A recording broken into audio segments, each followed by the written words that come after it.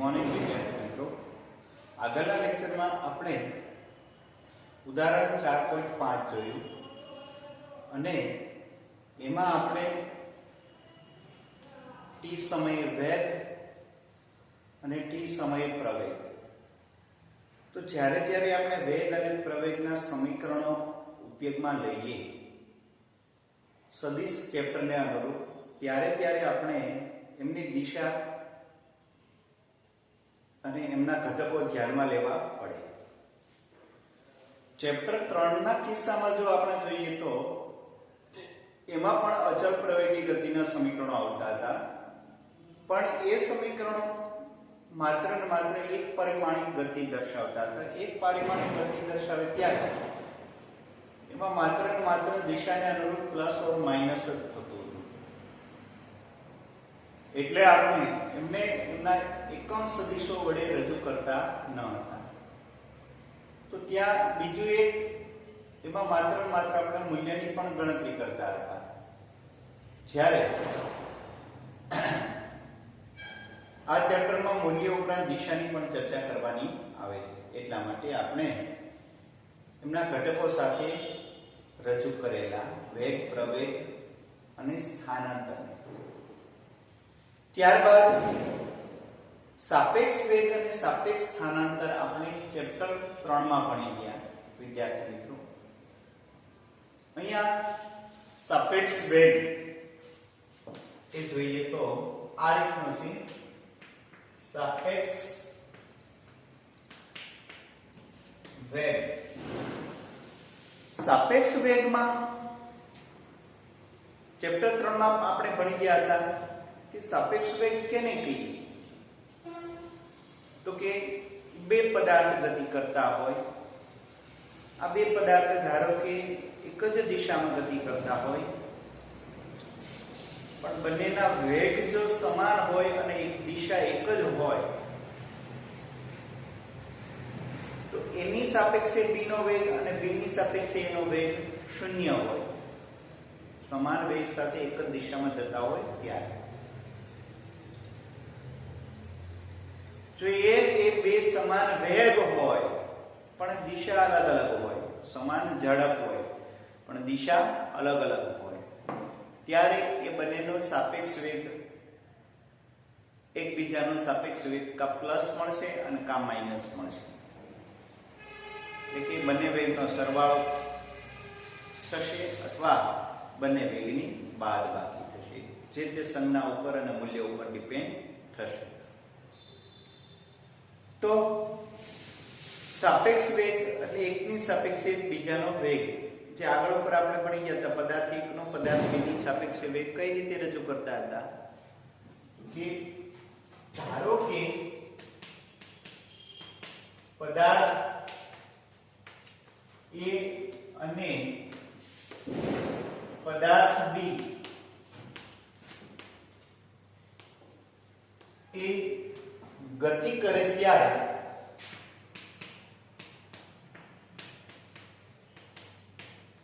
તેમના નિરપેક્ષ વેગ અનુક્રમે VA અને VB હોય. વિદ્યાર્થી મિત્રો, ખરેખર નિરપેક્ષ વેગ એ જમીનની સાપેક્ષે જ હોય છે. પદાર્થ એનો જમીનની સાપેક્ષે વેગ એટલે ખરેખર VAG લખાય, પણ નિરપેક્ષ વેગ એ પદાર્થનો છે. જમીન ક્યારેય ગતિ કરવાની નથી, જમીન સ્થિર હોવાથી એને આ રીતે પણ લખી શકાય. VAG પદાર્થનો જમીનની સાપેક્ષે વેગ ખરેખર VA માઈનસ VG મળે. વિદ્યાર્થી મિત્રો, પદાર્થ એનો જમીનની સાપેક્ષે વેગ એટલે VA માઈનસ VG, પણ VG હંમેશા શૂન્ય હોય, કેમ કે જમીન ગતિ કરતી નથી. એટલે VA લખી શકાય, VAG બરાબર VA લખી શકાય અને VBG બરાબર પણ એ જ લખી શકાય, VB. શા માટે? તો કે બે પદાર્થ B નો ગ્રાઉન્ડની સાપેક્ષે વેગ VB.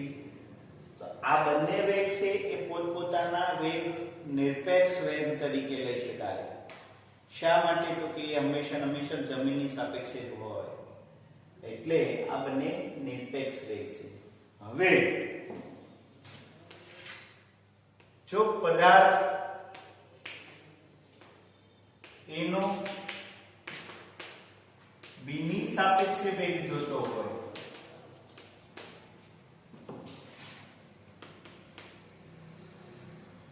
તો એ આવી રીતે લખી શકાય. વિદ્યાર્થી મિત્રો, અહીંયા સદિશ ચેપ્ટર છે એટલે દિશાનો ઉલ્લેખ કરવો જરૂરી. જો સદિશ ચેપ્ટર ના હોય તો માત્ર મૂલ્યની ચર્ચા થાય તો એમને લખી શકાય. એટલે કે સદિશ VAB બરાબર સદિશ VA માઈનસ સદિશ VB, એટલે આવી રીતે લખી શકાય. સાપેક્ષ વેગમાં સદિશ આ રીતે સદિશ સ્વરૂપે લખી શકાય. એટલે એનો મતલબ એવો છે વિદ્યાર્થી મિત્રો, એનો B ની સાપેક્ષે વેગ એટલે સદિશ A માં સદિશ સદિશ VA સદિશ માઈનસ સદિશ VB, એક સદિશમાંથી બીજા સદિશની બાદબાકી. ખરેખર સાપેક્ષ વેગમાં બાદબાકી જોવા મળે. એક સદિશમાંથી બીજો સદિશ બાદ કરીએ. ક્લિયર? હા. હવે જો V નો A ની સાપેક્ષે વેગ જોતો હોય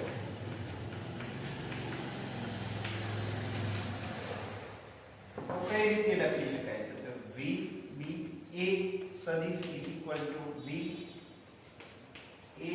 plus VB minus VA સદિશ. VB minus VA સદિશ લખી શકાય. ઉદાહરણ આપો તો એ આ રીતે આપી શકાય.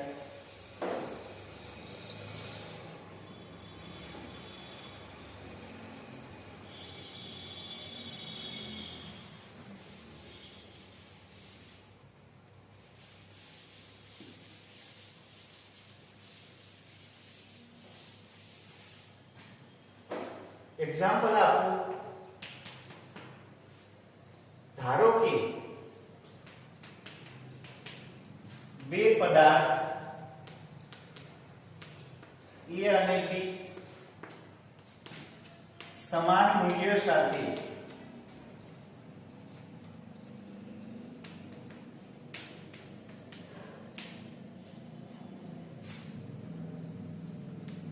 મીટર પર સેકન્ડની ઝડપથી પરસ્પર વિરુદ્ધ દિશામાં ગતિ કરે છે.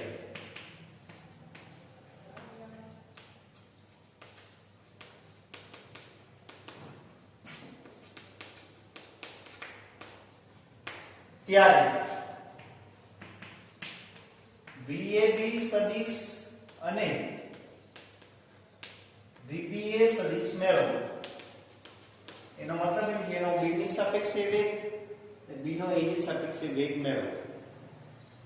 ક્લિયર? હવે અહીંયા ધ્યાન આપીએ વિદ્યાર્થી મિત્રો, અહીંયા એક પરિમાણમાં ગતિ કરે છે એવું ઉલ્લેખ કરે છે પરસ્પર વિરુદ્ધ દિશામાં. અહીંયા એક ઉદ્ગમ બિંદુ લઈએ, ધન x દિશા ગણીએ, ઋણ x દિશા ગણીએ. જરૂરી નથી y અક્ષ પણ લઈ શકાય, z અક્ષ પણ લઈ શકાય, માત્ર એક જ દિશા લઈ શકાય. હવે વિદ્યાર્થી મિત્રો, અહીંયા બંનેના વેગના મૂલ્યો સમાન છે. એટલે કે ધારો કે એ પદાર્થનો વેગ આપણે લઈએ 10, જો દિશા દર્શાવીએ તો i કે એ પદાર્થ ધારો કે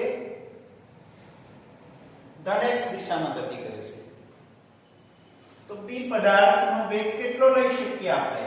તો -10 કેરેટ i. -10 caret i. હવે આપણે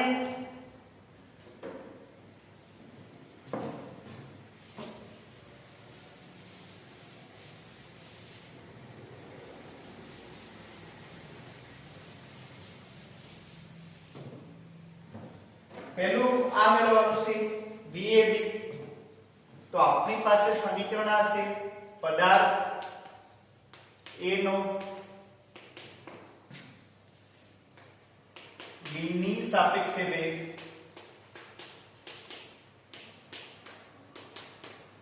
A નો B ની સાપેક્ષે વેગ એટલે કે આ રીતે V સદિશ AB = VA VB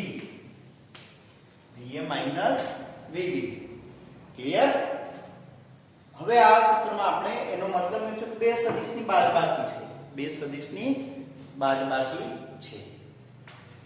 તો અહીંયા આપણે શું કરીશું તો કે એક સદિશ આપણે આ રીતે દોરીએ tan i કેરેટ અને બીજો સદિશ આપણે b નો વિરોધી સદિશ ઉમેરવાનો છે, b નો વિરોધી સદિશ ઉમેરવાનો છે. એટલે આનો વિરોધી સદિશ શું થશે તો કે આ રીતે થશે માઈનસ tan i કેરેટ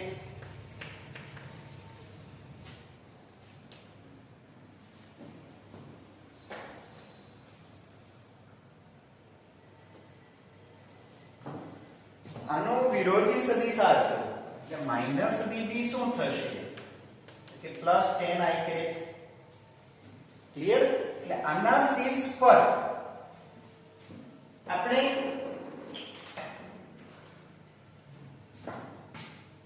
આ સદિશ દોરીએ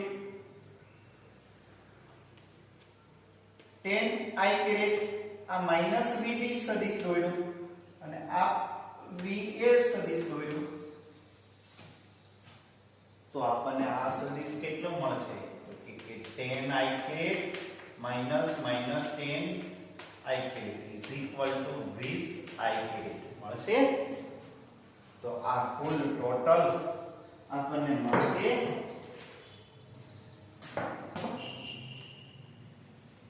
આટલો સદિશ મળશે. આ સદિશને આપણે કહીશું v સદિશ ab, v સદિશ ab. ક્લિયર. મીટર પર સેકન્ડ. ત્યારબાદ આપણે આવી રીતે કીધેલું છે કે પદાર્થ B નો A ની સાપેક્ષે વેગ, પદાર્થ B નો A ની સાપેક્ષે વેગ. તો આવી રીતે લખી શકશું આપણે સૂત્ર પ્રમાણે B A is equal to VB સદિશ minus VA સદિશ, VB સદિશ minus VA સદિશ. તો એ આપણે આ રીતે દોરીએ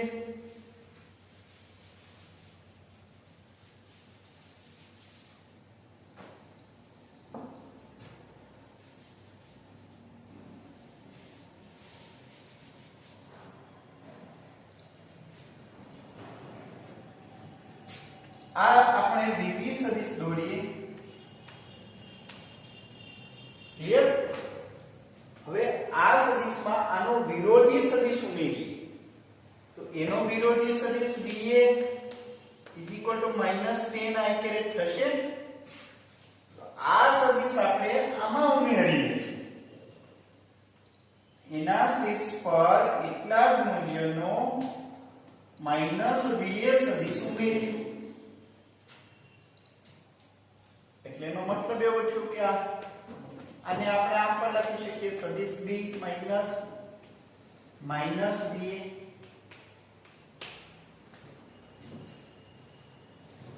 વિરોધી સદિશ ઉમેરીએ પ્લસ માઈનસ VA.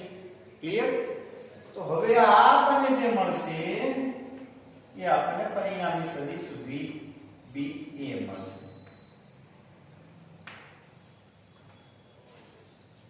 તો એ કઈ રીતે મળશે આપણે મેળવીએ તો VB આપણી પાસે છે કેટલા છે -tan i caret, -tan caret i. Clear. એમાં એનો વિરોધી સદિશ ઉમેરીએ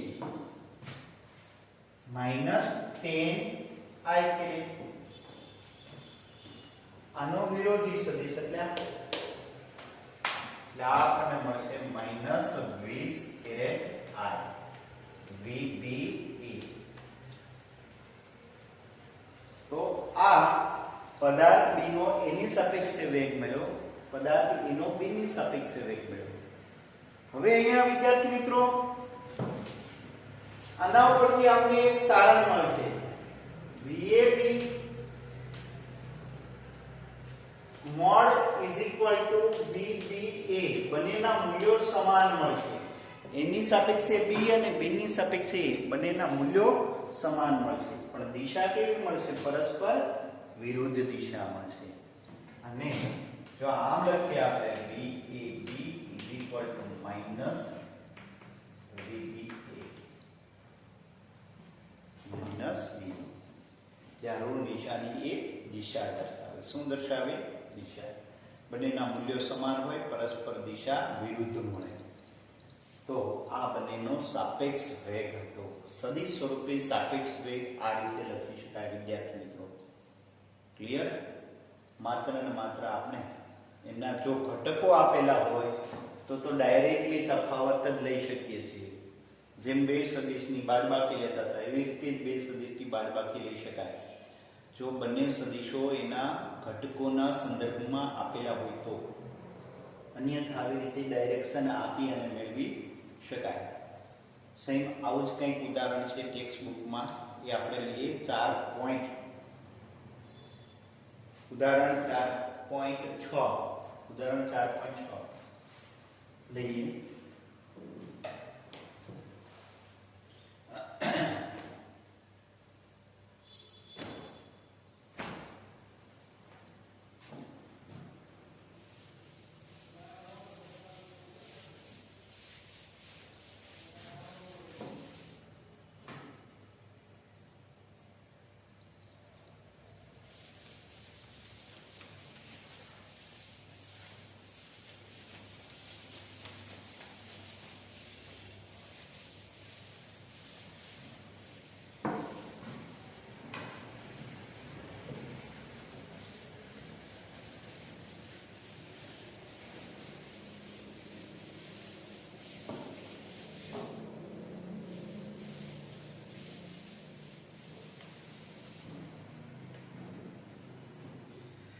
અહીંયા ઉદાહરણ 4.6 એની રકમ કંઈક આ રીતની છે વિદ્યાર્થી મિત્રો, જે ભણીએ. શિરોલંબ દિશામાં 35 મીટર પર સેકન્ડના વેગથી વરસાદ પડી રહ્યો છે. એટલે અહીંયા એક્ઝામ્પલ આપણે લઈએ 4.6. વરસાદનો વેગ આપણે વેગ શિરોલંબ દિશામાં VR વડે લઈએ તો 35 મીટર પર સેકન્ડ શિરોલંબ દિશામાં.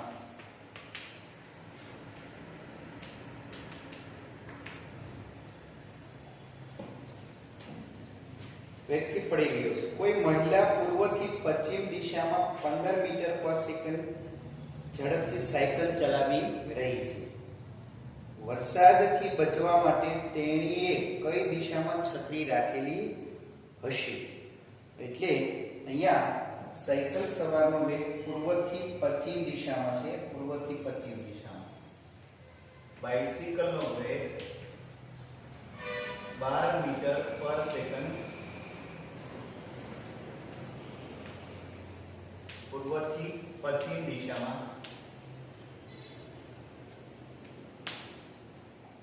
તો આપણે છત્રી કઈ રીતે રાખીએ? એટલે કે છત્રી કયા એંગલે રાખીએ? તો કે વરસાદનો પરિણામી વેગ, વરસાદનો સાયકલની સાપેક્ષે વેગ આપણે મેળવવો પડે, અને સાયકલની સાપેક્ષે વરસાદ જે દિશામાં પડે એ દિશામાં આપણે છત્રી રાખવી પડે.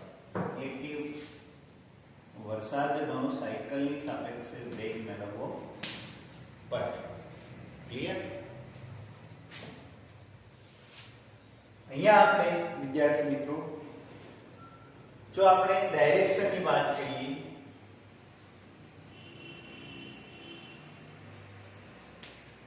એને અનુલક્ષીને કાર્ટેશિયન યામ પદ્ધતિ આપીએ તો આ રીતે આપી શકાય.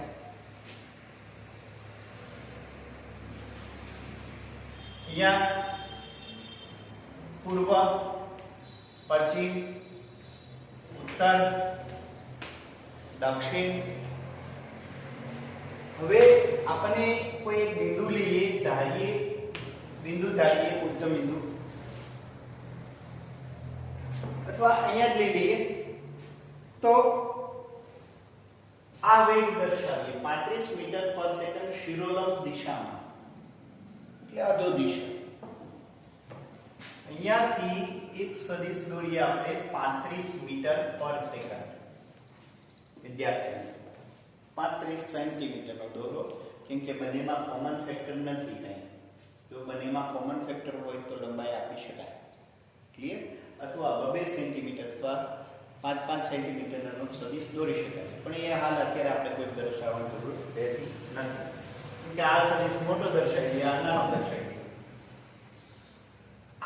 આ સદિશની લંબાઈ આના કરતા અડધાથી ઓછી રાખી, કેમ કે 12 24 12 36 એટલે 3 ગણી લંબાઈ થશે. એટલે આના ત્રીજા ભાગની લંબાઈનો વરસાદ આપણે દર્શાવીએ પૂર્વથી પશ્ચિમ. સોરી, હા, વરસાદ નહીં, સાયકલનો વેગ પૂર્વથી પશ્ચિમ. આ વેગ બાઇસિકલનો, આ વેગ છે વરસાદ. ક્લિયર? હવે આપણે શું કીધું છે? સાયકલ સવારે છત્રી કઈ દિશામાં રાખેલી છે? તો સાયકલ સવારની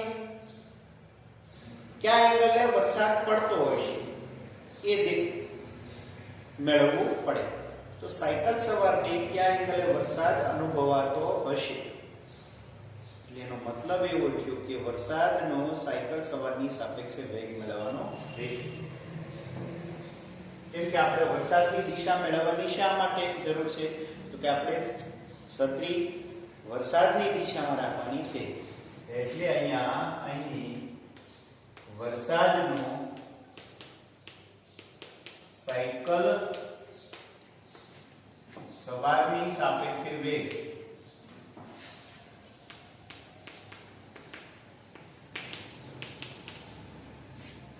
તો એનો આપણે આવી રીતે લખીએ, સાયકલ સવારનું વરસાદનો સાયકલ સવારની સાપેક્ષે વેગ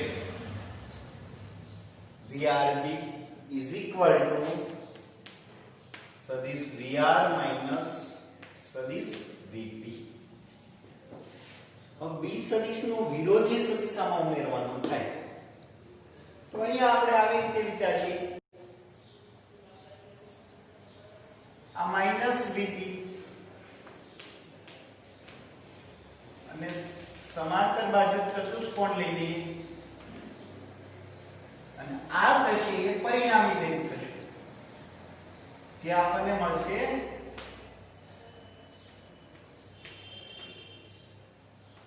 VR minus VP. મળશે VR minus VP. ક્લિયર? તો અહીંયા જો આપણે x અક્ષ સાથે એંગલ લઈશું તો આ એંગલ રાખવી પડશે, અને શિરોલંબ સાથે જો છત્રી રાખવી હોય તો આટલા કોણે રાખવી પડે શિરોલંબ સાથે. ક્લિયર? તો પહેલું આપણે મૂલ્ય લઈ લઈએ, સાપેક્ષ વેગનું મૂલ્ય કેટલું થાય. તો VRB નું મૂલ્ય આપણને ખ્યાલ છે વિદ્યાર્થીઓ. કઈ રીતે મેળવશું? તો કે અંડરરૂટ, આ બંને વેગ પરસ્પર લંબ છે, અન્યથા આ સમીકરણ વડે આપી શકાય નહીં. VR square plus minus VP square under root VR square એટલે 35 નો વર્ગ વત્તા 12 નો વર્ગ ઇઝ ઇક્વલ ટુ VRB.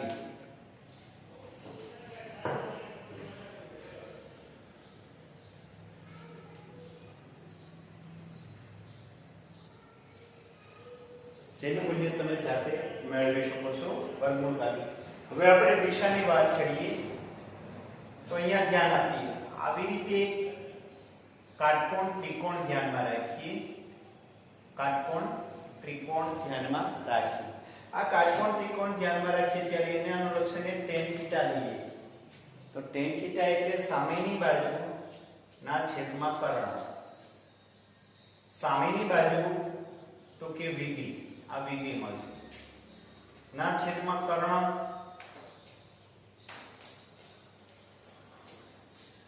સામેની બાજુના છેદમાં પાછળની બાજુ. tan થીટા એટલે સામેની બાજુના છેદમાં પાછળની બાજુ. સામેની બાજુ VB, પાછળની બાજુ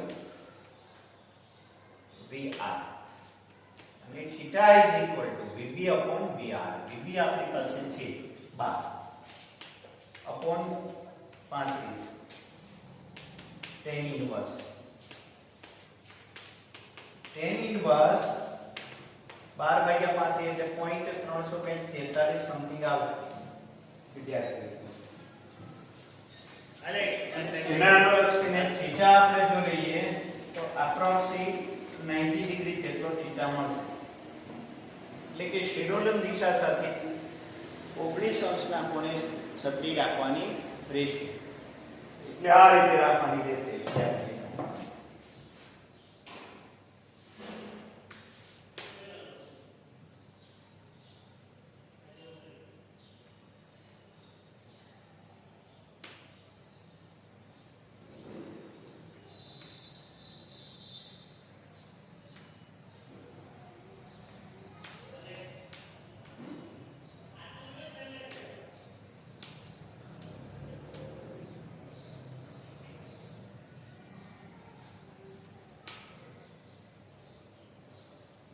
છત્રી આ રીતે રાખવાની રહેશે.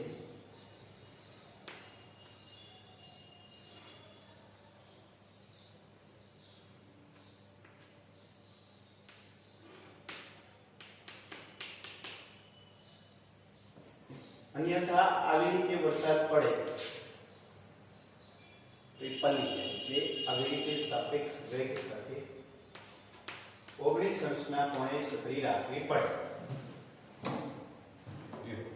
આ હતું ઉદાહરણ 4.6.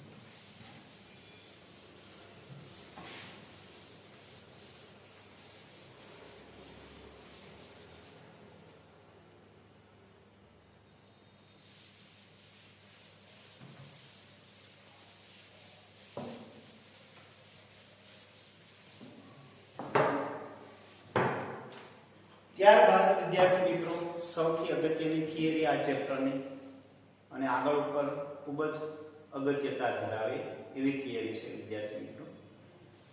એ થિયરી ખૂબ જ મોટી થિયરી છે એટલે આપે સમજવું અગત્યનું છે. એનું કારણ છે એમાં આવતા સમીકરણો ખૂબ વધારે છે એટલે સૂત્રોની સંખ્યા વધારે છે. આ બધા સૂત્રો ક્યારે ક્યારે કઈ રીતે ઉપયોગમાં લેવાય એ યાદ રાખવા જરૂરી બને. તો થિયરી છે પ્રક્ષિપ્ત ગતિ.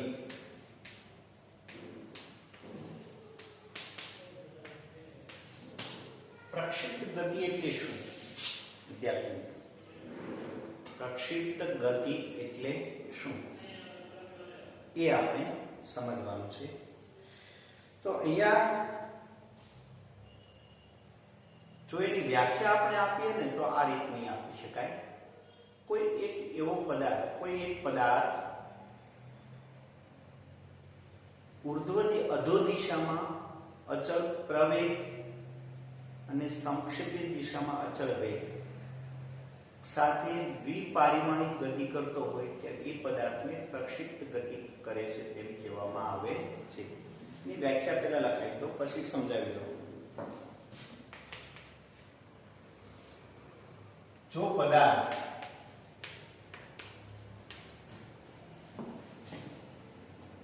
શિરોલંબ દિશામાં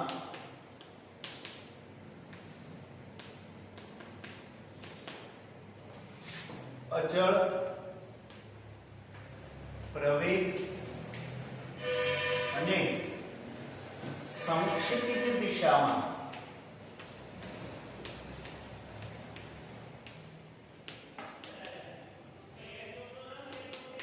અચળ વેગ સાથે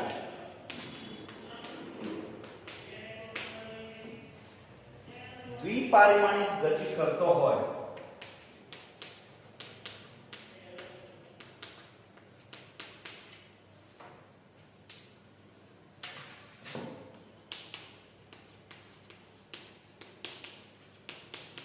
ત્યારે પદાર્થની આવી ગતિને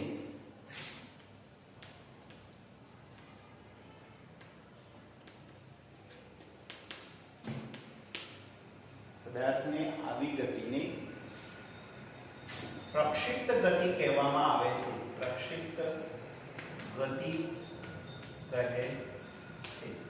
પ્રક્ષિપ્ત ગતિ કહે છે. વિદ્યાર્થી ઉદાહરણ લો તો ઉદાહરણ આ રીતનું છે. ફૂટબોલ ના ખેલાડી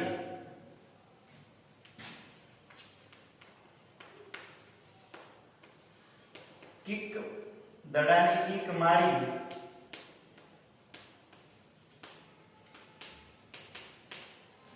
ઉછાળે ત્યારે દડાની જે ગતિ મળે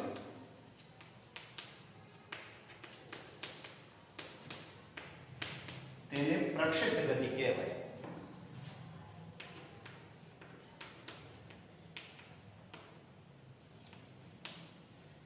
અથવા બેટ્સમેન બોલને બાઉન્ડ્રી પાર 6 મારે અથવા 4 મારે ત્યારે દડાની જે ગતિ છે એને પ્રક્ષિપ્ત ગતિ કહીએ. જ્યારે પાઇપલાઇન પાણીની ભરેલી પાઇપલાઇન હોય અને આ પાણી ભરેલી પાઇપલાઇનમાં કોઈ છિદ્ર હોય તેમાંથી બહાર આવતું પાણી એ પણ એક પ્રકારની પ્રક્ષિપ્ત ગતિ છે. ત્યારબાદ પાઇપલાઇનના આગળના છેડેથી પાણી પડતું હોય એ પણ એક પ્રકારની પ્રક્ષિપ્ત ગતિ છે.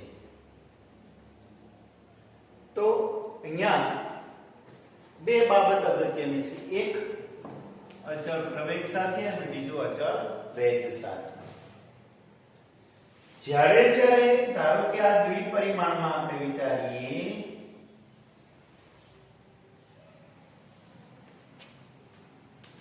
તો અહીંયાથી ધારો કે બોલ ગતિ કરે છે ત્યારે બોલની ગતિનો માર્ગ આ રીતનો વિદ્યાર્થી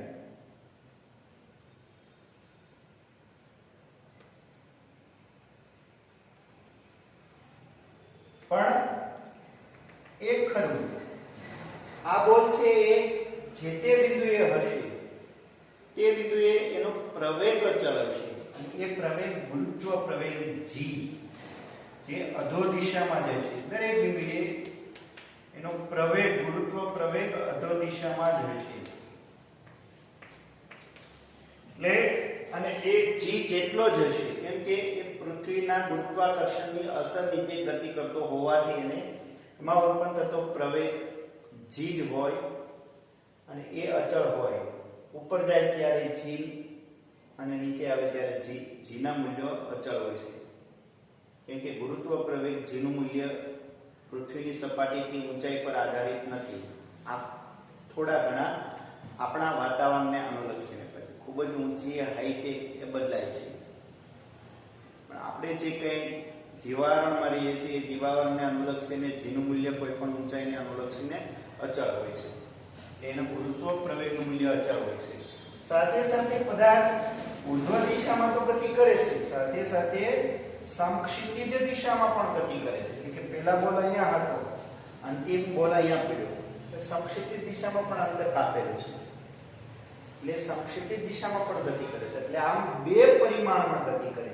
પ્રત્યેક બિંદુએ બે યામ બદલાયેલા, x અને y બંને યામ બદલાતા હોય ત્યારે એવી ગતિને આપણે દ્વિપરિમાણિક ગતિ કહીએ. બીજું એક, બોલ આ દિશામાં અચળ વેગ સાથે ગતિ કરશે. આ વેગ છે સ્પર્શક વેગ છે, એના બે ઘટક મળશે, ઉર્ધ્વ ઘટક અને સમક્ષિતિજ ઘટક. પણ સમક્ષિતિજ ઘટક અચળ રહેશે, એનો ઉર્ધ્વ ઘટક બદલાતો રહે. એ આગળ પર આપણે થિયરીમાં જોઈશું ત્યારે સ્પષ્ટ કરશું. તો સમક્ષિતિજ દિશામાં અચળ વેગ સાથે આગળ વધે છે અને ઉર્ધ્વ દિશામાં અચળ પ્રવેગ સાથે આગળ વધે. જી અધો દિશામાં લાગતા અચળ પ્રવેગ સાથે અને સમક્ષિતિજ દિશામાં અચળ વેગ સાથે ગતિ કરે ત્યારે આવા પદાર્થની આવી ગતિને પ્રક્ષિપ્ત ગતિ કહેવામાં આવે છે. અહીંયા વિદ્યાર્થી મિત્રો વ્યાખ્યા અને ઉદાહરણ અને થોડી સમજૂતી આપણે લીધી. ત્યારબાદના લેક્ચરમાં આપણે વિદ્યાર્થી મિત્રો પ્રક્ષિપ્ત ગતિના સમીકરણો તારવશું. કેટલી સમયે એના યામ ક્યાં ક્યાં છે, કઈ રીતના છે એ આપણે તારવીશું અને એના પેરામીટર પણ તારવીશું. ક્લિયર? આટલું અહીંયા આપણે રાખીએ.